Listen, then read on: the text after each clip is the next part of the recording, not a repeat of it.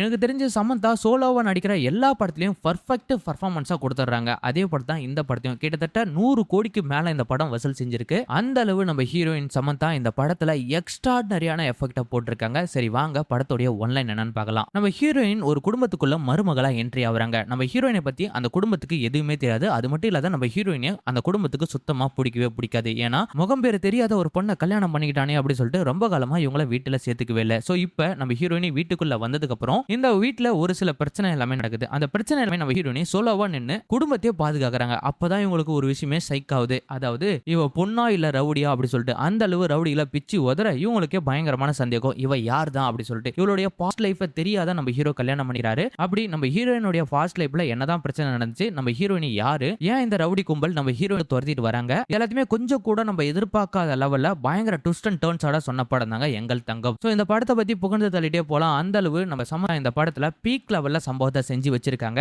மறக்காம இந்த வீடியோவை ஸ்கிப் பண்ணாத பாருங்க. அப்பதான் இந்த படத்தோட முழு கதை உங்களுக்கு புரிய வரும். அதுக்கு முன்னாடி நம்ம சேனலை சப்ஸ்கிரைப் பண்ணாத சப்ஸ்கிரைப் பண்ணிடுங்க. பக்கத்துல இருக்கிற பெல் பட்டனையும் பிரஸ் பண்ணிடுங்க. படத்தோட ஆரம்பத்துல நம்ம ஹீரோவையும் ஹீரோயினி தான் காட்டாங்க. நம்ம ஹீரோயினிக்கு இந்த படத்துல சொர்ணான்னு பேரு. நம்ம ஹீரோ சென்னையில படிக்கும் போது நம்ம ஹீரோயினிய லவ் பண்ணி கல்யாணம் பண்ணிக்கிட்டாரு. நம்ம ஹீரோயினுடைய பாஸ்ட் எதுவுமே தெரியாதான் இவர் கல்யாணம் பண்ணிக்கிட்டாரு. ரொம்ப வருஷமா அவங்க வீட்டுல இவங்களை சேர்த்துக்கவே இல்ல. முகம் பேரு தெரியாத ஒரு பொண்ணை கல்யாணம் பண்ணிட்டானே அப்படி சொல்லிட்டு இவங்களை வீட்லயே சேர்க்கவே இல்லை. இப்ப பாத்தீங்கன்னா நம்ம ஹீரோவுடைய தங்கச்சிக்கு கல்யாணம். அந்த கல்யாணத்துக்காக தான் இப்ப இவங்க ரெண்டு பேருமே வந்திருக்காங்க. அப்படிங்கும்போது நம்ம ஹீரோவுடைய தம்பி தான் இவங்கள ரிசீவ் பண்றாங்க. நீங்க வரது அப்பாவுக்கு தெரியாது, நான் அவர்கிட்ட சொல்ல வேலை அப்படின்னு சொன்ன உடனே இவங்களுக்கு பயங்கரமான ஷாக்கு. ஏன்டா என்கிட்ட சொல்லி தானே சொன்னேன், ஆனா இப்ப திடீர்னு பார்த்தா சொல்லலன்னு சொல்ற. ஆல்ரெடி அவங்க எல்லாருமே என் மேல கோவத்துல இருக்காங்க. இப்ப திடீர்னு போய் சடன் ஷாக் கொடுத்தா அவங்க ஒன்னு ரெண்டு தான் கோவப்படுவாங்க. ஏன்டா இப்படி பண்ற அப்படின்ற மாதிரிலாம் கேட்க, சரி வா நான் எதா இருந்தாலும் பாத்துக்கலாம் அப்படின்ற மாதிரி அண்ணியும் அண்ணனையும் கூட்டிட்டு போறாங்க. இதுல முக்கியமான கேரக்டர் யாருன்னு பாத்தீங்கன்னா நம்ம சமந்தா மட்டும் தான். அதாவது சொர்ணான்ற கேரக்டர். அவங்கள வச்சுதான் இந்த படத்தோட கதையை நகர போகுது. ஆக்சுவலா சொல்ல போனா நம்ம சொர்ணா இருக்காங்க பத்தியா, அவங்க சிட்டில வாழ்ந்த கேள், இவங்க கிராமத்துக்கு வந்திருக்காங்க. இப்ப கிராமத்தோட நடைமுறைகள் எதுவுமே நம்ம சொர்ணாவுக்கு தெரியவே தெரியாது. சோ இப்ப நம்ம சொர்ணாவும் அவங்களுடைய கணவனும் வந்ததுக்கு அப்புறம் அந்த வீட்டுல இருக்கிறவங்க எல்லாருமே சந்தோஷப்படுறாங்க, ஹீரோவுடைய அப்பாவை தவிர. சரி என்ன பண்ணி தொலை எடுத்து அப்படி சொல்லிட்டு அவங்க ஒரு கட்டத்துக்கு அப்புறம் ஏத்துக்கிறாங்க. சோ அதுக்கப்புறம் குடும்பத்துல இருக்கிறவங்க எல்லாருமே வந்து நம்ம மூத்த மருமக சமந்தா இருக்காங்க பத்தியா, அவங்க கிட்ட ரொம்ப ஜாலியா பேசுறாங்க. அதுவும் அந்த குறிப்பா கல்யாணம் பண்ணிக்க போற பொண்ணு இருக்காங்க பத்தியா, அவங்களுக்கு சமந்தாவை ரொம்ப பிடிச்சிருக்கு. ஏன் நீ இவ்வளவு நாளா நீங்க வரவேல, நீங்க வருவங்கன்னு சொல்லிட்டு எவ்வளவு காத்திருந்தான் தெரியுமா அப்படின்ற மாதிரி சொல்ல, இதுக்கப்புறம் நான் இங்க தான் இருக்க போறேன் அப்படின்ற மாதிரி நம்ம சமந்தா சொல்றாங்க. உடனே நம்ம ஹீரோ இருக்காரு பத்தியா, அவர் தனியா கூட்டிட்டு போயிட்டு ரொம்ப பேராசப்படாத, நம்மள சும்மா ஜஸ்ட் இந்த கல்யாணத்துக்காக மட்டும் தான் இங்க இருக்க சொல்லுவாங்க, அதுக்கப்புறம் நம்மள இங்க இருந்து வெளியே அனுப்பிச்சிருவாங்க, அதனால கொஞ்சம் லிமிட்டாவே இரு அப்படின்ற மாதிரி சொல்றாங்க. நம்ம ஹீரோனையும் எதா இருந்தாலும் நான் பாத்துக்கிறேன் அப்படின்ற மாதிரி சொல்றாங்க. இப்ப பாத்தீங்கன்னா நம்ம ஹீரோயினோட மாமியார் வராங்க. பொதுவா வீட்டுக்கு வர மருமகளுக்கு ஆட தெரியுமா, பாட தெரியுமா, சமைக்க தெரியுமா அப்படி சொல்லிட்டு எல்லா கேள்வியும் கேட்கறது வழக்கம் தான். அதே போல நம்ம ஹீரோயினியும் கேக்குறாங்க, உனக்கு என்னென்னலாம் தெரியும் அப்படின்ற மாதிரி கேட்க, மா எனக்கு எல்லாமே தெரியும் அப்படின்னு சொல்லிட்டு ஒரு வாய் உத்தரல சொல்றாங்க. ஆனா சொல்ல போனா நம்ம சமந்தாக்கு எதுவுமே தெரியாது. வீட்டுல இருக்கிற ஒருத்தரும் உனக்கு இந்த சாப்பாடு செய்ய தெரியுமா, அந்த சாப்பாடு செய்ய தெரியுமா அப்படி சொல்லிட்டு கேள்வி மேல கேள்வி. இந்த கேள்வி எல்லாமே நம்ம ஹீரோயினி பதில் சொல்லிட்டு வந்துட்டு இருக்காங்க தெரியாதனமா. சோ இது எல்லாத்தையும் நான் மேனேஜ் பண்ணிக்கிறேன் அப்படின்ற மாதிரி நம்ம ஹீரோயினி ஹீரோ கிட்ட வந்து சொல்லிட்டு, எப்படி மேனேஜ் பண்ண போறியோ எனக்கே சந்தேகமா தான் இருக்கு அப்படின்ற மாதிரி நம்ம ஹீரோவே சொல்றாரு. எல்லாத்தையும் நான் அடிச்சு வெளுக்க போறேன் அப்படின்ற மாதிரி நம்ம ஹீரோயினி அவங்க சொன்ன லிஸ்ட் எல்லாமே நோட் பண்ணிக்கிட்டு சொல்லிட்டு அங்க இருந்து கிளம்பி போறாங்க. அப்படியே கட் பண்ணா நம்ம ஹீரோவுடைய அப்பா தான் காட்டாங்க. ஹீரோவுடைய அப்பா இந்த ஊர்ல மிகப்பெரிய ஒரு தலைவர். சோ அவர் பேச்சை கேட்டு தான் இந்த ஊர்ல இருக்கிறவங்க எல்லாருமே அடுத்த கட்டத்துக்கு ஒரு முடிவு எடுப்பாங்க. இந்த ஊர்ல வருகிற இடைத்தேர்தலில் யாரை நிக்க வைக்க போலாம் அப்படின்ற மாதிரிலாம் ஓட்டு எடுத்துட்டு இருக்க அந்த இடத்துல மதுசூதனா அப்படி சொல்லிட்டு ஒரு பேர் ஏற்படுது. இவர் யாருன்னு பாத்தீங்கன்னா இந்த ஊர்லயே கள்ளக்கடத்தல் ஒரு இல்லீகலான வேலை செய்யறவர். இவருக்கு யாரெல்லாம் சப்போர்ட் பண்ண அப்படி சொல்லிட்டு தெரிய வரும். அவங்க கிட்ட இருந்து மட்டும் தான் அந்த குரல் வரன்னு நம்ம முடிவு எடுக்கிறவர் நம்ம ஹீரோவுடைய அப்பா மட்டும் தான். அவர் வந்து நான் இவரெல்லாம் சூஸ் பண்ண மாட்டேன், எனக்கு தெரிஞ்ச ஒரு சில பேரை தான் நிக்க வைப்பேன் அப்படின்ற மாதிரிலாம் அவர் வாக்கு கொடுத்துட்டு போயிடுறாரு. அதனால மதுசூதனா என்ன பண்றான்னா பயங்கரமா கோவத்துக்கு ஆளாயிடுறான். இந்த குடும்பத்தை ஏதாவது ஒண்ணு பண்ணி ஆகணும் அப்படின்னு சொல்லிட்டு அவன் துடிச்சிட்டு இருக்க கட் பண்ணா இந்த சைடு நம்ம ஹீரோவுடைய தம்பி தான் காட்டாரு. நம்ம ஹீரோவுடைய தம்பி ஒரு போலீஸ் ஆபீசர். அவருக்கு ஒரு நோட்டிபிகேஷன் வருது. அது என்னன்னு பாத்தீங்கன்னா இந்த ஊருக்கு இன்னும் கொஞ்சம் நல்ல சிஎம் வர போறாரு, அதுக்கு பலத்த பாதுகாப்பு நம்ம ஏற்படுத்தும் நோட்டிபிகேஷன் வர போலீஸ் கிட்ட இதெல்லாத்தையுமே இன்ஃபார்ம் பண்ணிட்டு வந்துட்டு இருக்காரு. சோ கட் பண்ணா நம்ம ஹீரோயினி தான் கட்டாங்க. நம்ம ஹீரோயினி தான் இந்த வீட்டோட மூத்த மருமகளே. இவ்வளவு நாளைக்கு அப்புறம் இங்க வந்ததால அவங்களுக்கு இந்த கல்ச்சரல் என்ன ஏதுன்னு கூட புரியல. அதாவது சாமி கும்பிடுறது தெரியல,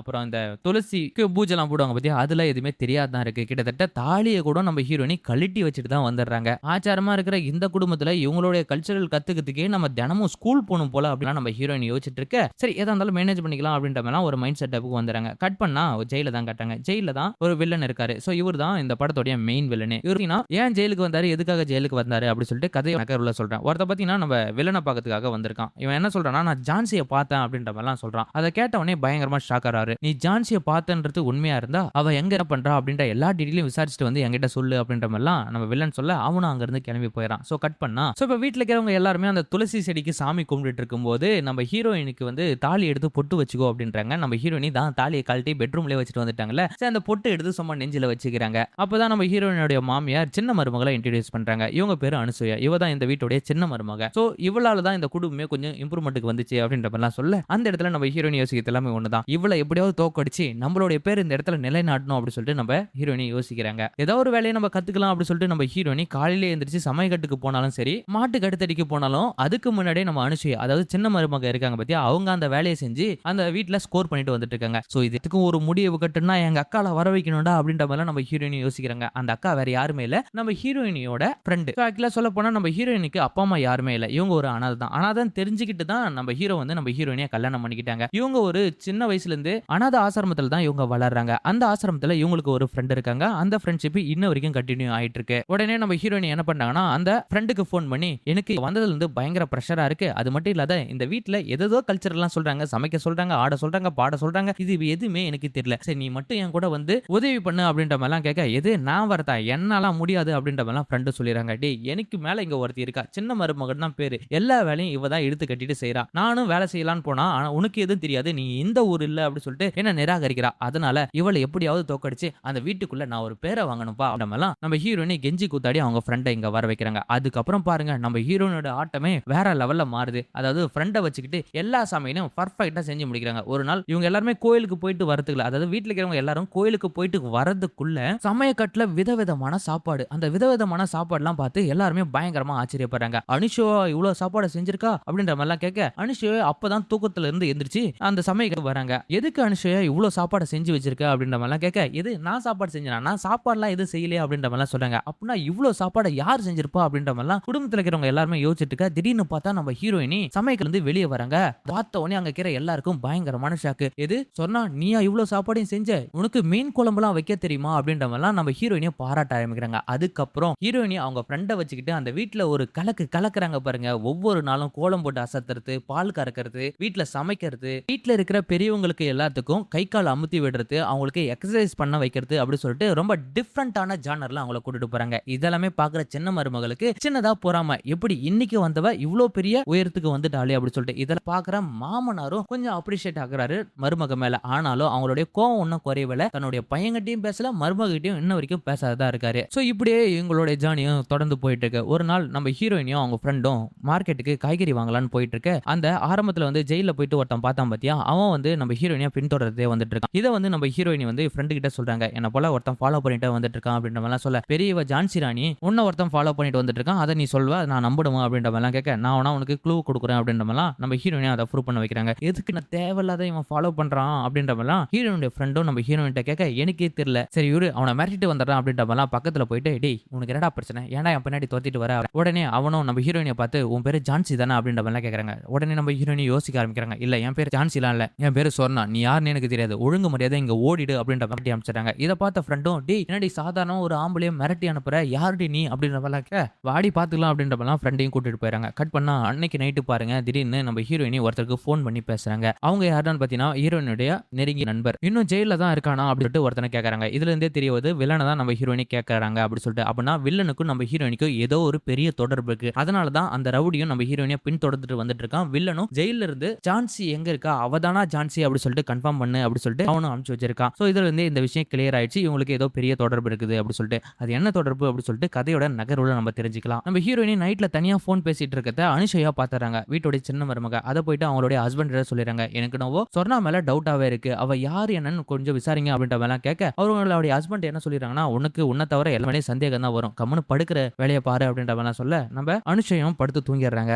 அடுத்த நாள் பாருங்க நம்ம ஹீரோயினி எல்லா சாப்பாடையும் செஞ்சு வச்சிட்டு இருக்க. அந்த வீட்டுல இருந்து பார்த்தவங்க எல்லாமே பயங்கரமா ஷாக் ஆகி நிக்கிறாங்க. காலங்காத்தால எழுந்து இவ்வளவு சாப்பாட்டை செஞ்சு வச்சிருக்கே, எவ்வளவு டயர்டா இருப்பே அப்படி சொல்லி யோசிக்கிறாங்க. ஆனா உண்மையை சொல்ல போனா இவ்வளவு சாப்பாடே செஞ்சது நம்ம ஹீரோயினோட ஃப்ரெண்டு. சோ நான் தான் செஞ்சேன் அப்படின்ற எல்லாம் நம்ம ஹீரோயினி அந்த இடத்துல காட்டிக்கிறாங்க. சோ அப்படியே கட் பண்ணா அடுத்த நாள் பாருங்க நம்ம ஹீரோயினி அப்புறம் அந்த வீட்ல ஒரு சில லேடீஸ் எல்லாமே சேர்ந்துக்கிட்டு பக்கத்து ஊர்ல இருக்கிற கோயிலுக்கு போறாங்க. அதாவது இந்த படத்துல நம்ம ஹீரோயினோட மாமனார் இருக்காரு பாத்தியா, மாமனாருக்கு அகைன்ஸ்டா மதுசூதன் ஒரு வில்லன் இருந்தான் பாத்தியா, அவனும் ஊருக்கு தான் போறாங்க. அங்க போன உடனே இந்த ஊர் தலைவரோட ரிலேட்டிவ் தான் அப்படி சொல்லிட்டு அவங்க தெரிஞ்சுக்கிறாங்க. அதுக்கப்புறமா நம்ம ஹீரோயினி கோயிலுக்கு போயிட்டு வரதுக்குள்ள அவங்க எல்லாரையும் அட்டாக் பண்றதுக்காக வராங்க. அந்த இடத்துல இருந்து நம்ம ஹீரோயினி மாமியார் கல்யாணம் பண்ணிக்க போற பொண்ணு எல்லாரையும் காப்பாத்தி அவங்க தான் கூட்டு வராங்க. இதெல்லாமே பார்க்கும்போது உங்களுக்கு எப்படி கார் ஓட்ட தெரியும் அப்படின்ற அளவு ஷாக் ஆகி நிக்கிறாங்க. ஏன்னா அந்த இடத்துல பயங்கர பர்ஃபார்மன்ஸா மாசா நம்ம ஹீரோயினி கார் எல்லாம் ஓட்டி அந்த இடத்துல இருந்து தப்பிச்சு இந்த இடத்துக்கு கூட்டு வராங்க. இதெல்லாமே பார்க்கும்போது அவங்களுக்குள்ள பயங்கரமான ஷாக்கு. எது நவா இது அப்படி சொல்லிட்டு ஒரு சைடு பார்த்தா நம்ம அனுஷியாவுக்கு ரொம்ப பொறாமையாவே இருந்துட்டு வருது.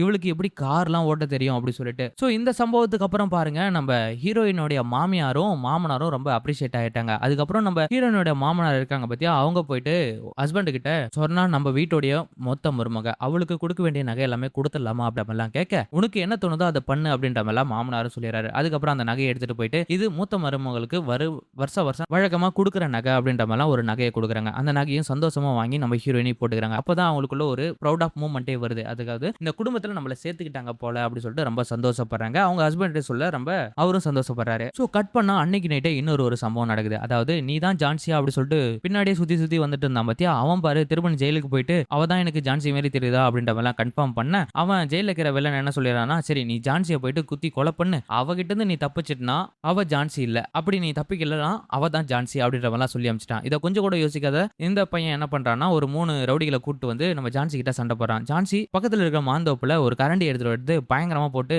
அடிச்சு வெளுத்து தள்ளுறாங்க. அப்பதான் புரிய வருது இவ சொன்னா இல்ல ஜான்சி அப்படி சொல்லிட்டு, இவ ஜான்சி தான் அப்படி சொல்லிட்டு கன்ஃபார்ம் ஆனதுக்கு அப்புறம் அந்த ரவுடி பையன் என்ன பண்றான்னா நம்ம ஹீரோயினியா பின்னாடியே துரத்திட்டு வரான். கையில கத்தி எடுத்துட்டு வரான். சோ வீட்டுக்குள்ள வாசிப்படி இருக்கு. அந்த வாசிப்படியை தெரியாதனமா தாண்டும் போது கீழே விழுந்தனா அந்த கத்தி பாத்தீங்கன்னா அவனுடைய வயிற்றிலே குத்தி அவன் அந்த இடத்துல இறந்து போயிடறான். அவனை டிஸ்போஸ் பண்ணலாம் அப்படி சொல்லிட்டு நம்ம ஹீரோயின் நினைக்கிறாங்க. அந்த நேரத்துல நம்ம ஹீரோயினோட ஃப்ரெண்டு பாக்குறாங்க. டி என்ன நடக்குது இங்க, இவன் யாரு, இவனையாண்டி நீ கொலை பண்ண அப்படின்ற மாதிரி கேட்க, நான் ஒண்ணு இவளை கொலை பண்ணல, அவனா வந்தான், அவனா குத்தி கீழே வந்து செத்து போயிட்டான், இவனுடைய பாடியை டிஸ்போஸ் பண்றதா நம்மளுடைய வேலை அப்படின்ற மாதிரி சொல்றாங்க. டி எனக்கு ஒண்ணுமே புரியல, நீ என்ன பாத்தீங்கன்னா கொலை கேஸ்ல என்ன மாட்டி விட்டு எடுது அப்படி சொல்லிட்டு ஃப்ரெண்டும் பயப்படுறாங்க. அதுக்கப்புறம் தான் நான் உனக்கு ஃபுல்லா எக்ஸ்பிளைன் பண்றேன் அப்படி சொல்லிட்டு நம்ம ஹீரோயினி ஒரு கதையை சொல்ல ஆரம்பிக்கிறாங்க. இந்த கதை தான் நம்ம ஹீரோயினோட லைஃப் ஸ்டோரி அப்படி சொல்லிட்டு தெரிய வருது. ஆக்சுவலா சொல்ல போனா நம்ம ஹீரோயினி ஒரு அனாதை தான். அவங்க அனாதாசிரமத்துல தான் வளர்ந்துருக்காங்க. அப்படி ஆசிரமத்துல இருக்கும்போது ஒரு சில பேரால இவங்களுக்கு சின்ன சின்ன பிரச்சனை ஏற்படுது. அதாவது ஒரு பொண்ணு தனியா இருந்தா போதும் எல்லா ஆண்களும் தப்பான ஒரு எண்ணத்துல தானே பார்ப்பாங்க. அந்த போல இவங்கள ஒரு சில பேர் இன்சல்ட் இருக்காங்க. அதுல இருந்து ஒரு கட்டத்துக்கு அப்புறம் அந்த ஹாஸ்டலை விட்டு வெளியே வந்திருக்காங்க. ஒரு கட்டத்துக்கு அப்புறம் ஒருத்தர் அதாவது உன்னை அடாப்ட் பண்ணி ஒருத்தர் கூட்டிட்டு போயிட்டுருவாங்க நம்ம ஹீரோயினோட ஃப்ரெண்டை. அதுக்கப்புறம் தான் இவங்க அந்த ஹாஸ்டலை விட்டு வெளியே வந்திருப்பாங்க. அதுக்கப்புறம் வேற ஒரு இடத்துல சர்வைட் பண்ணிட்டு இருக்க எல்லா இடமும் இவங்களுக்கு இதே பிரச்சனை தான். அப்பதான் இவங்க இந்த ஜெயில இருக்கான் பத்தியா வில்லன், அவனை பார்க்க ஆரம்பிக்கிறாங்க. அவன் மூலியமா ஒரு சில விஷயத்தை கத்துக்க ஆரம்பிக்கிறாங்க. இவன் கூட இருந்தா சேஃப் அப்படி சொல்லி நினைச்சு அவங்க கூட போக ஆரம்பிக்கிறாங்க. இவன் பாத்தீங்கன்னா பொதுநலமான ஒரு ஆளு, மக்களுக்கு நல்லது பண்ணும் அப்படின்ற ஒரு நோக்கத்தோட தீமை பண்றவங்க எல்லாரையும் போட்டு தள்ளிட்டு வந்துட்டு இருக்கான். அது மட்டும் இல்லாத இவங்க கூட ஒரு செட் ஆஃப் கேங்க வச்சுக்கிட்டு மக்களுக்கு நல்லது பண்ணிட்டு வந்துட்டு இருக்கான் அப்படின்னு நினைச்சுதான் நம்ம ஹீரோயினி ஜான்சின்ற உருவத்துல அந்த இடத்துல இருந்திருக்காங்க. ஸோ ஜான்சின்ற பேர் தான் வச்சிருக்கான். ஆனா ஒரு கட்டத்துக்கு அப்புறம் தான் தெரிய வருது இவன் எங்களையே ஏமாத்திட்டு மக்களையே ஏமாத்திட்டு தனியா பணம் வாங்கிட்டு இருக்கான் அப்படி சொல்லிட்டு. அதுக்கப்புறம் நம்ம ஹீரோயினி என்ன பண்றாங்கன்னா அவங்ககிட்ட இருந்த கத்துக்கிட்ட வித்தை எல்லாமே அவனுக்கே அகேன்ஸ்டா திருப்ப ஆரம்பிச்சிட்டாங்க. அதாவது போலீஸை வச்சு இவனை லாக் பண்ணி இவனை அரெஸ்ட் பண்ண வச்சிடறாங்க. அதுக்கப்புறம் நம்ம ஹீரோயின் அங்க இருந்து தப்பிச்சு வந்துடுறாங்க. சோ அவனுக்கே தெரியாது நம்ம அரெஸ்ட் ஆனதுக்கு காரணம் ஜான்சி அப்படி சொல்லிட்டு. சோ ஒரு நாள் போன்ல பேசிட்டு இருந்தாங்க பத்தியா, அவங்களுக்கும் இவங்களுக்கு மட்டுமே தெரிஞ்ச உண்மை இது. இப்போ இவன் ஜெயில இருக்கான், இப்போ நம்ம ஹீரோயின் இங்க இருக்காங்க, இதுதான் நடந்த உண்மை அப்படி சொல்லி அவங்க ஃப்ரெண்டு கிட்ட எக்ஸ்பிளைன் பண்ணிட்டு வந்துட்டு இருக்காங்க. இந்த கதை என்னுடைய ஹஸ்பண்ட் கூட தெரியாது அப்படி சொல்லிட்டு இருக்காங்க. இதை கேட்டோடனே அவங்களுக்கு பயங்கரமான ஷாக்கு. சோ கட் பண்ணா அடுத்த நாள் பாருங்க கல்யாண வேலை வெகு சிறப்பா நடந்துட்டு இருக்கு. அந்த நேரத்துல நம்ம ஹீரோயினும் வீட்டுல ஆட்டம் பாட்டம் கொண்டாட்டம் அப்படி சொல்லிட்டு ஜாலியா என்ஜாய் பண்ணிட்டு வந்துட்டு இருக்காங்க. சோ பாத்தீங்கன்னா நம்ம ரவுடி தான் காட்டாங்க. ரவுடியும் ஜெயில இருந்து தப்பிச்சு வந்துறான். ஜெயில இருந்து தப்பிச்சு வந்ததுக்கு அப்புறம் யாரை மீட் பண்ண வருவானா நம்ம ஜான்சியை தான். ஜான்சி வந்து பார்த்து என்ன ஜான்சி இங்க இருக்க எப்படி இருக்கு அப்படின்றவெல்லாம் கேட்க, உனக்கு கல்யாணம் ஆயிடுச்சு இது ஏன் என்கிட்ட சொல்லல அப்படின்றவெல்லாம் அவன் கேட்கறான். இது நான் டிஸ்டர்ப் பண்ணாத, என்ன தொந்தரவு பண்றாத, எனக்கு ஒரு குடும்பம் இருக்கு அப்படின்றவெல்லாம் நம்ம ஜான்சி சொல்றாங்க. எது உனக்கு குடும்பம் இருக்கா, நான் தானேடி உன் குடும்பம், நீ என்கிட்ட வந்து தௌலத்தா பேசுற அப்படின்றவெல்லாம் அவன் கோவப்பா. இதுக்கப்புறம் என்ன தொந்தரவு பண்ணாதங்க அப்படி சொல்லிட்டு நம்ம வந்து கிளம்பி போயிடுறாங்க. ஆனா அதுக்கப்புறம் நம்ம வில்லன் இருக்கான் பத்தியா, இவங்களை தொந்தரவு பண்ணாத விடுறதே இல்லை, எப்பவுமே வந்து டார்ச்சர் பண்ணிட்டு அவங்க வீட்டுக்கு வந்து டிஸ்டர்ப் பண்றது அப்படி சொல்லிட்டு இப்படியே நாட்கள் நகர்ந்து போயிட்டு இருக்கு. அது மட்டும் இல்லாத நம்ம வில்லன் வந்து நம்ம ஹீரோயினை ஒரு கட்டத்துக்கு அப்புறம் பிளாக் மெயிலும் பண்ண ஆரம்பிச்சாரு. எதுக்காகன்னு பாத்தீங்கன்னா ஒரு ரவுடி தான் இவ கூட என் கூட இருந்து எவ்வளவு இல்லீகலான விஷயத்த பண்ணிருக்கா அப்படின்ற மாதிரிலாம் ஒண்ணு புட்டு வைக்கிறாரு. சோ எங்க இந்த உண்மை எல்லாமே இவன் சொல்லிடுவானோ அப்படி சொல்லிட்டு ரொம்ப பயந்துகிட்டு அவன் சொல்றது எல்லாமே கட்டுப்பட்டு நடந்துட்டு வந்துட்டு இருக்காங்க. ஒரு கட்டத்துக்கு அப்புறம் நம்ம ஹீரோவுடைய தம்பி இருக்கான் பத்தியா, அவனுக்கு கொஞ்சம் சந்தேகம் வந்துருச்சு இவன் யாரு என்ன ஏது அப்படி சொல்லிட்டு. சோ கட் பண்ணா ஒரு சில நாளைக்கு அப்புறம் நம்ம ஹீரோயினியை பெரிய மனசு பண்ணி அந்த வீட்டுல இருக்கிறவங்க எல்லார்கிட்டையும் உண்மையை சொல்லிடுறாங்க. நான் இப்படிதான் அப்படி சொல்லிட்டு. ஸோ என்னால உங்க குடும்பத்துக்கு எந்த பிரச்சனையும் வரக்கூடாது. நான் இந்த குடும்பத்த விட்டு போயிர்றேன் அப்படின்ற மாரிலாம் சொல்ல, அப்ப இவ்ளோ நாளா பேசாத இருந்த மாமனார் என்ன சொல்றாருன்னா, "எது என்னுடைய மருமகள் எங்கள விட்டு போறதா? அப்படிலாம் எதுவுமே நடக்காது. யார் வந்தாலும் நான் பார்த்துக்கிறேன்" அப்படின்னு சொல்லிட்டு மாமனாரே கூட இருந்து சப்போர்ட் பண்றாரு. அது மட்டும் இல்லாத அவன் என்னதான் பண்ணிறான் பார்த்துடலாம் அப்படின்ற மாரி அந்த குடும்பமே சேர்ந்து நம்ம ஹீரோயினிக்கு சப்போர்ட்டா இருந்துட்டு வராங்க. இந்த இடத்துல எல்லாரையும் லாக் பண்ணிட்டு நம்ம வில்லன் வந்து நம்ம ஹீரோயினிய மட்டுமே டார்கெட் பண்ணிட்டு வந்துட்டு இருக்கான். நம்ம ஹீரோயின் என்ன பண்றாங்கன்னா, அவங்களுடைய பணைய இந்த குடும்பத்த காப்பாத்துறாங்க. ஈஸியா நம்ம வில்லனோட சோலோவா சண்டை போட்டு வில்லன கொலை பண்ணிடுறாங்க. அதுக்கப்புறம் நம்ம ஹீரோயினிக்கு எந்த பிரச்சனையும் வரல. அந்த குடும்பத்துல சந்தோஷமான ஒரு வாழ்க்கைய ஸ்டார்ட் பண்றாங்க. இவ்வளோ நாள் ஹீரோயினிக்கு ஒரு குற்ற உணர்வு இருந்துச்சு. அது என்னன்னு பார்த்தீங்கன்னா, இப்படி ஒரு நல்ல குடும்பத்துல நம்ம இப்படி ஒரு கெட்ட பொண்ணா இருக்குமே, அவங்க கிட்ட எந்த உண்மையும் சொல்லாத இருக்குமே அப்படி சொல்லிட்டு ஒரு குற்ற உணர்வோட இருந்தாங்க. அந்த பிரச்சனையும் இப்ப இல்ல. அவங்க எல்லா உண்மையும் சொன்னதுக்கு அப்புறம் அவங்க ஒரு வாழ்க்கைய அந்த குடும்பத்து கூட வாழ ஆரம்பிக்கிறாங்க. அத்தோட இந்த படத்தோட கதையை முடிக்கிறாங்க. என்ன மக்களே, சமந்தா நடிப்புல வெளியான எங்கள் தங்கம் உங்களுக்கு பிடிச்சிருக்குன்னு நினைக்கிறேன். நான் சொன்ன விதம் உங்களுக்கு பிடிச்சிருந்தா மறக்காம நம்ம சேனலை சப்ஸ்கிரைப் பண்ணிருங்க.